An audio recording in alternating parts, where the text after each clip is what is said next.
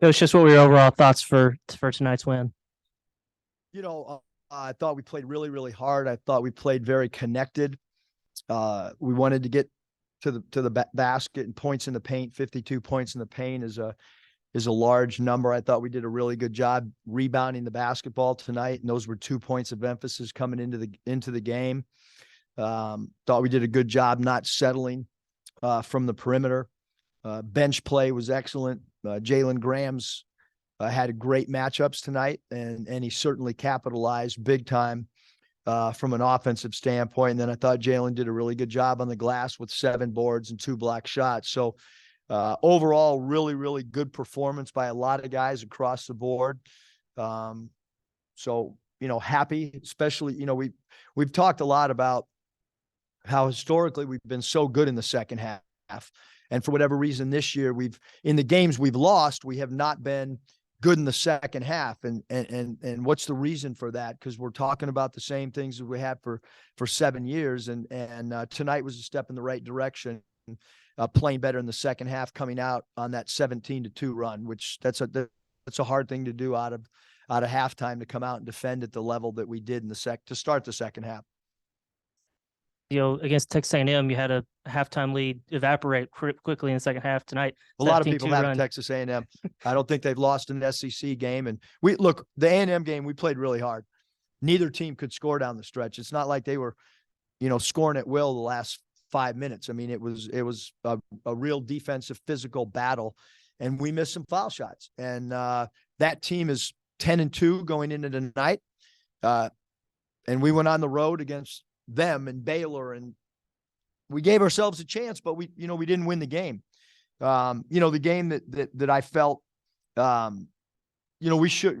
didn't play well enough against Mississippi State, but the Texas A&M game, our team played and gave everything they had, and we didn't win the game. And that happens when you're playing against a team that's 10-2 and hadn't lost an SEC home game. So, but a good bounce back game for us for sure. Coach, you gave Nick the start today. He had 32 minutes. Just curious how you would assess his play, and then how important was it just to get those minutes for him and just the continuity with the other guys on the floor? Yeah, I mean, I think that as a coaching staff, we tried to be prepared. We try to have a reason for everything. We don't just roll the dice out on lineups and substitution patterns. We have a lot of non-contact practices for 8 years now. We have catapult numbers where the guys wear catapults, and you can distinguish their energy, the jumps they have, how many miles they go in practice, and that all those numbers go into effect on all this stuff, how we sub. We knew when Nick came back, there's not a high school player, there's not a college player, there's not an NBA player. There's a reason Major League Baseball, when guys are out extended periods of time, send them down to the minor leagues to get their rhythm and their timing. So we certainly felt with a basketball team and a program that does not go live and hasn't gone live, and it's because we want to be fresh in March. And so it's hard for Nick to play 3-on-3 post practice and get rhythm. So really happy that he got the minutes that he got tonight. Happy how his teammates responded with him, and he gives us a little bit of an edge. I mean, he's competitive and he's verbal, and I think that helps us tremendously. On the flip side, you brought Ricky off of the bench, and he had 15 and 7 for you. Just curious how you thought he responded to that. I assume well, and just your thoughts on what got him going tonight. Yeah, I mean, he's a scorer by nature, and certainly felt like he came in with the right mentality. I mean, I'm old school. We had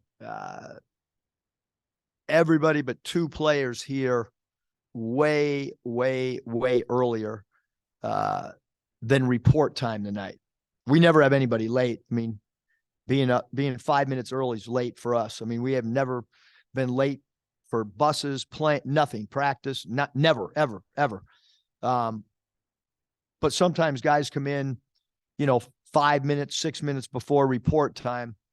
We had a lot of guys here real early. And I can tell you that Nick and AB were here really early. I can tell you Ricky was here really early. And so we talked at the 70-minute mark or 80 minutes before tip-off that, Ricky's approach showing up that early, knowing he wasn't going to start, it didn't affect him at all. And that's what you want from a player. I mean, he knows the confidence that we have in him. He played 32 minutes and he deserved to. And, we need him to play well. How this lineup goes, I got to dive into Georgia and look at matchups and see if we're going to keep it like it is, or if we're going to change, or, all those things. I think with where we are right now, they're still to be determined how we go into, certain games. Looking at Makai's double-double along with the numbers that Graham put up and then your backcourt, is this the most balanced offense you've had in a game since maybe San Jose State? That was your one game where everybody was available, but it kind of seemed that way. And I wonder your thoughts. I think the flow offensively, Kevin, was really good. I thought the defensive connectivity was really, really, really good tonight. There wasn't a lot of clean looks for Florida. And, quite frankly, they made 4 out of 21 from 3, and 2 of them were on me. I made the decision that 13, we were not going to really guard out there because of lack of experience. And so in reality, our team, the guys in the locker room gave up 2 and I gave up 2. So I thought that the following the game plan, defensive rebounding, all those things really, really good. The 6 blocks, very important from a rim protection standpoint.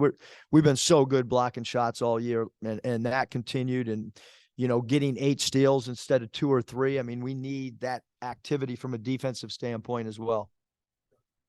Anything in particular impress you about Jalen in terms of having so much offense run through him? I thought he looked pretty patient on a majority of his post. I thought he was great. He's a really good passer too. So I think some teams at times can be a little bit reluctant to double team JG just because he's got a really good feel. And I thought he had great matchups for him to guard tonight. And then when, if he plays well defensively and blocks 2 shots and rebounds like he did tonight, certainly he's such a gifted offensive player. And we felt like maybe his foot speed would bother 33 a little bit and bother 13 a little bit. And wanted him to use his shot fakes against Fudge as well. So. Coach, you mentioned how hard it is to come out of halftime and put together something like a 17-2 run. Just what actually allowed you to do that hot start? Yeah, I just thought our defense was elite, to start the second half. And then we were able to get out and transition a little bit. And I thought that the easy baskets in transition certainly helped us tremendously. And then, defensively, we didn't give up one back door.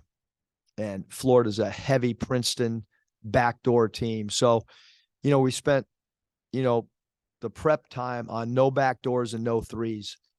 I don't know if I've ever coached a team that we gave up none on a team that's a high volume backdoor team. And as I've mentioned, the guys in uniform only gave up 2 threes out of 19. So the 2 areas that were the biggest emphasis, they did a phenomenal job. Eric, I think you guys start off 2 for 9, and then after that you shot nearly 70%. What'd you think of the slow start, and then what got you guys going, to where you were shooting so well? Yeah, I don't want to think about the slow start because it was painful. We couldn't buy a basket. But I also think that, you've got to put it in perspective. Ricky Council's been one of our premier scorers. He's not in the starting lineup. So I think that, it was to be expected, the changing of the lineup, tonight, maybe it was going to take that group a couple extra minutes to get in the flow and feel comfortable. And then after that, like I said, practically 70, not 50, but like almost 70%.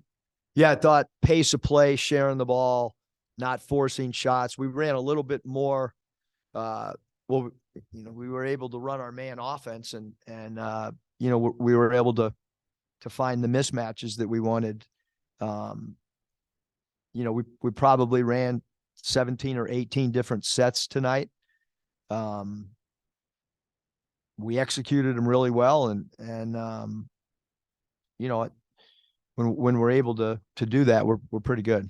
With Nick getting so many minutes, and I know it wasn't his best game, but he got 10. He looked like he had good bursts moving around. What do you expect from him now moving forward here these last few games? Yeah, I mean, I think that this game was important to him to be able to get 30 plus minutes, and we have a big game coming up on Tuesday, and two big games on the road, and then a big one at home. So every game right now for the Razorbacks is important, and him getting a little bit of rhythm and flow. It's a lot different than playing 3-on-3. This was kind of I'm sorry. You talked about this kind of normal Super Bowl games. Really couldn't afford to lose to these guys at home.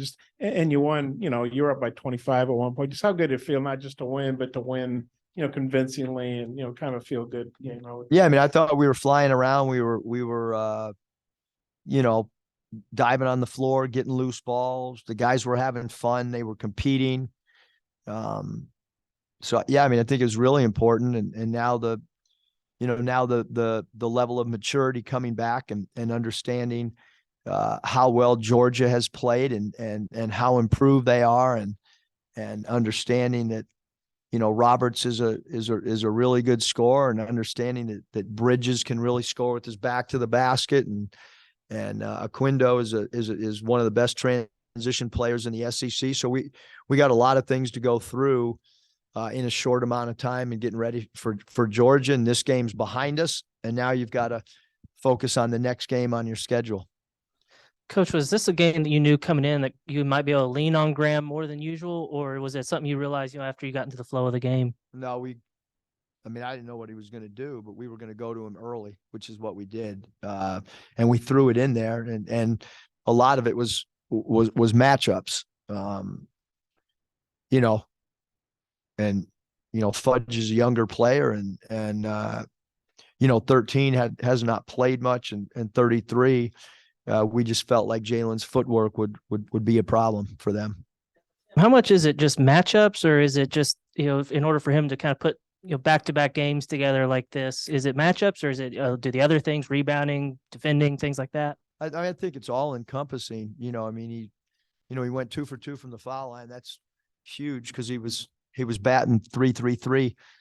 He had a heck of a batting average at the foul line. So, it's everything. It's close games, making free throws. It's rebounding your position. It's offensively, Jalen is, and he's got a great attitude too. He just we need him to rebound, because in this league every night, the rebounding is so vital. But he's done a great job working. I've been on him about the free throws pretty hard, and I thought he did a good job tonight converting the ones he had. We didn't even ask you about Anthony. Maybe we're just so conditioned to him filling up the box score. What did you think of his game? And then after that, Makai had a double-double. What did you think of his game? Yeah, for sure. Anthony Black, phenomenal. I thought that the steal in the backcourt late in the game, he's starting to get a lot lower defensively. That's something that we've talked about. I brought up the catapult numbers. The last 2 days have been his highest in probably 2 months, as far as he's really working defensively, because he's an elite defender. We just need him to get a little bit lower. And I thought his ball pressure at half court was probably the best that he's had all season long. And I thought he played offensively confident as well. I liked the shot selection, his ability to draw free throws attempted. And then Makai did a phenomenal job as a rim roller, did a great job being in the dunker spot, having his hands ready to catch and flush on any dump off passes. So, his plus minus, really good and his rebounding really good. It seems like going back to Kentucky, Mackay, maybe Mikkel, stepping up and taking some mid-range shots. Seems like AB is taking some mid-range shots and they're having a little success. Is this something y'all are talking about? If the defense is going to play off even guys, if it's not necessarily their comfort zone, going ahead and. Yeah, I mean, I think that, maybe at times we've been a little bit reluctant to take open shots, and that actually hurts your offensive flow. All the analytics guys will tell you that a mid-range shot's the worst shot in basketball. The good thing is they're not on our staff. And when you're, and most of those guys, by the way, have never dribbled a basketball, called a timeout. When you grow up, if you're over the age of 55, the mid-range shot was the best shot in basketball. And you watch old NBA games and that's all people shot, and a 15-foot wide open shot should be a good shot. Again, regardless of what those guys that went to high academic institutions that are statisticians or whatever you call them. All right, so we'll turn it over. Take questions on Georgia real quick.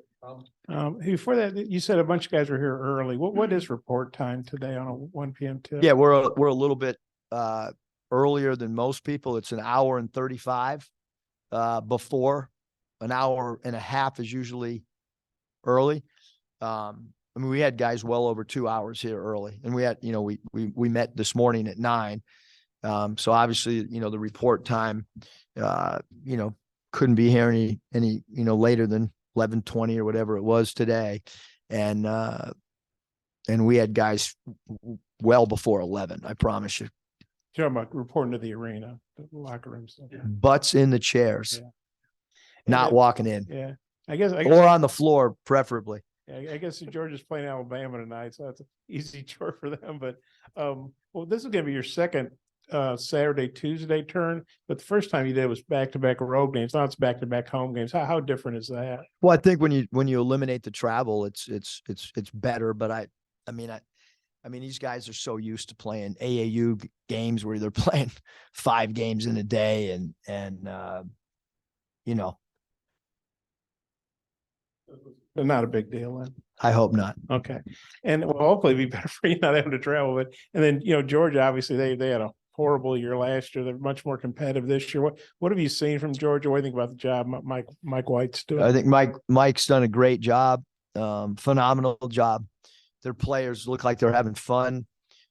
Hill's giving them a lift at the guard position. They went out and got 6 transfers. Those guys have all, they've contributed. Moncrief's an athletic player that gets off the floor extremely quick. And I mentioned Bridges with his back to the basket, with using his left hand, once in a while using the right hand. On that right block, he's really good going middle. And then Roberts is a guy that can really, really score the basketball. And Akindo, probably the biggest recruit that Coach White had was getting Akindo back after he was in the portal. So Bridges and Akindo, 2 guys that obviously played for Coach Crean, and then you add in the fact that they did a good job in the portal of getting guys that play extremely hard, and they've done a great job. I mean, you look at the total wins, they've won some big SEC games, and I think he's done as good a coaching job as anybody in the league, quite frankly. Eric, I know Florida didn't have Castleton today, but what were you most encouraged by on the defensive end? And then how might you bottle this and take it into a short turnaround? Yeah, I mean, I've always been under the belief that each game has its own identity, and the magic dust from tonight's not gonna be sprinkled into our bloodlines come Tuesday. I mean, every game's got its own flow. Every game's got 3 runs. Can we control 2 of the 3 runs? We're one of the best. I mean, every time we do a prep, we talk about how good another team's defense is. And I told our team earlier today, like everyone's talking about our defense too. I mean, our defensive numbers are phenomenal. And I thought we did another great job defensively, and we're going to have to guard Georgia, a team that'll get out in transition. And like I said, they have guard play. They got guys like you know, Abdul Rahim that can make threes coming off the bench. And so we have our work cut out for us. Thanks, Coach. Thanks.